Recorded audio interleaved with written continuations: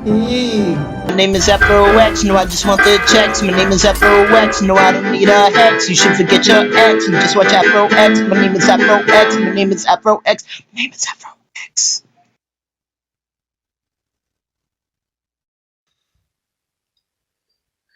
Hey everybody out there in YouTube land, this is Afro, and I am doing this video on my phone because my tablet is out of charge. It loses charge, like, even if I'm not using it.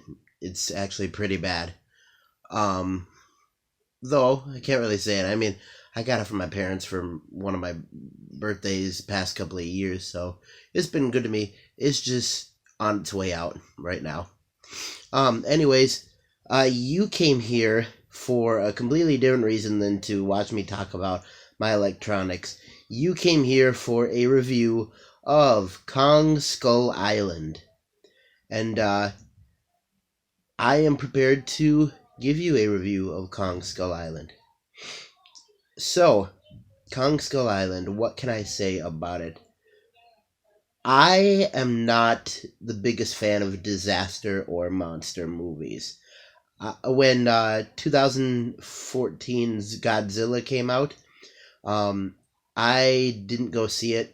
Friend even tried showing it to me. I didn't really want to watch it just because I get so bored of watching monster movies because they seem to be the same thing over and over again. You know, monster attacks city, people try to fight back, monster wipes out the whole army, then another monster comes up that starts attacking the city worse.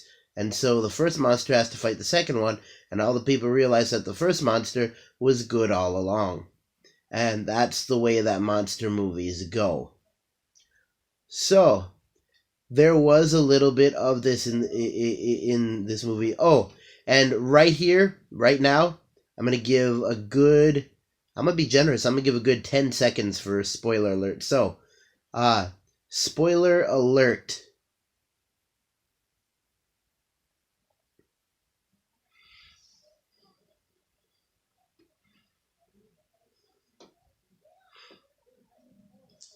All right, all you people who didn't want to hear spoilers, you should be off from this video by now. And the rest of you who are okay with spoilers or have already seen the movie, well, congratulations, you're going to hear the rest of this review, even though you may not want to. So, anyways, how this movie goes is, the main character is a very complicated man played by John Goodman, who I absolutely love as an actor. He's great, funny, stuff like that.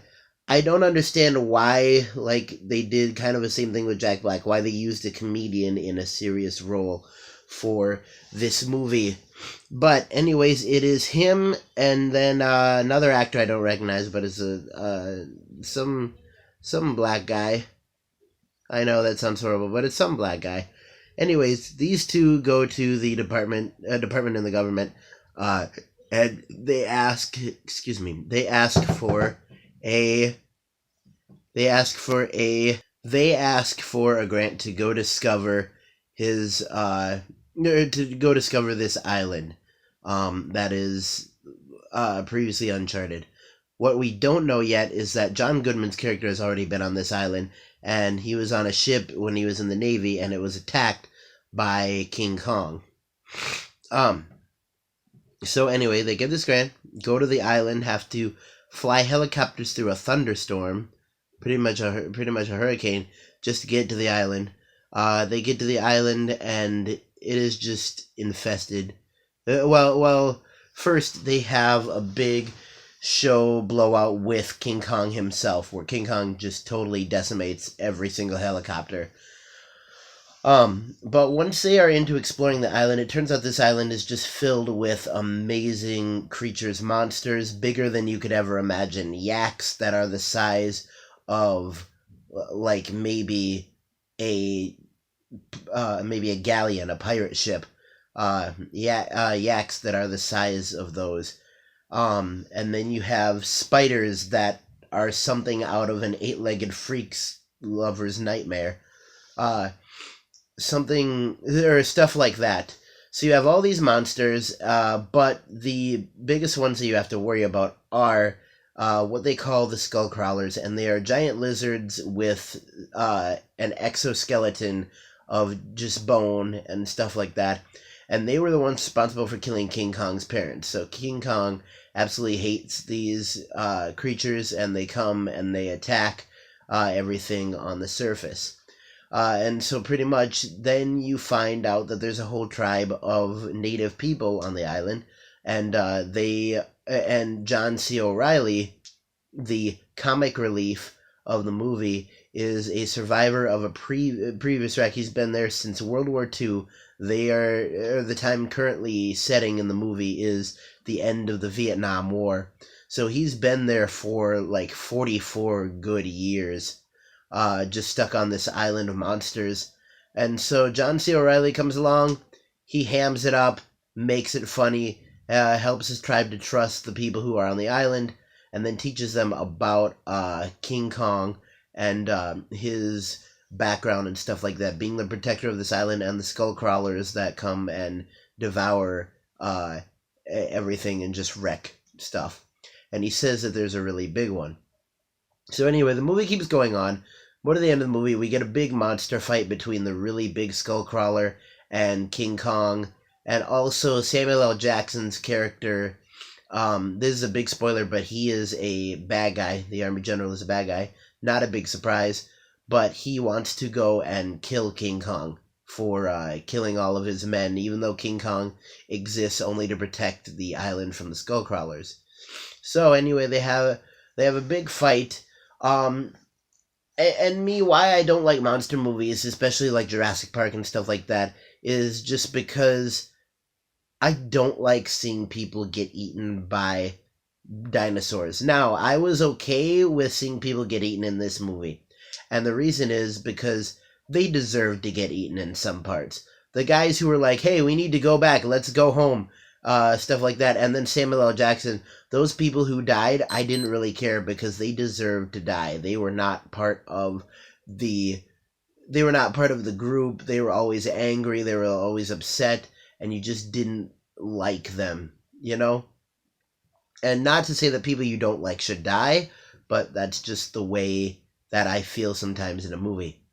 Anyways, moving on, then the iconic scene of the fight between the giant mother of all the skull crawlers and King Kong happens. We get a fight, and then the end of the movie ends with just the boat that they made heading out, and them getting picked up by helicopters. So that was pretty much the entire movie. There is one more clip at the end, which is a secret clip, and if you want to hear about what the secret end clip is, I will give. I can't do it at the end because that's the end card, but actually, you know what? No, I will tell you during the end card. So, if you want to hear what the secret end clip is, you'll have to wait until the end of this video. And pretty much just keep YouTubing, YouTubers. Don't fight the fro, and always remember to stay legendary. See you later, YouTube. Bye-bye. Hey, YouTube. AfroX here, and I want to tell you about a few things that are going to be happening on the channel fairly soon. I'm sure if you've been watching, you know from last week that I just introduced Josie Cat to the channel. She's going to be the secondary personality on here. I'm really trying to teach her how to do more singing, more voice acting, things like that. So she's going to be another person on the channel, kind of for you women out there, you women to identify with. So I'm really going to encourage her to do maybe a couple of beauty videos, beauty tips, and more female-oriented stuff. But anyways, I really want to have an impact on my female viewers, or get more female viewers for that matter. I know this is a very guy-oriented channel. Anyways, I also wanted to tell you about the AfroX seasons. They are a collection of, we have 6 full seasons so far, and they're a collection of 20 videos each that I have put up. You can, while you're sitting in your apartment or your house or wherever you live, eating your lunch, and you just want to do nothing or just have background sound on, something like that, you can click on one of the AfroX seasons and just binge watch through 20 of my videos. And I know I'm not Arrow. I know I'm not the Flash. Heck, I'm not even Family Matters with Steve Urkel. But what I am is something that can keep your mind from stagnating while you do the daily tasks of your day. Also, we're coming up on the end of season 7 here, and once we have 20 videos in season 7, then we are gonna start on season 8 of AfroX. Anyways, keep YouTubing, YouTubers. Don't fight the fro, and always remember to stay legendary.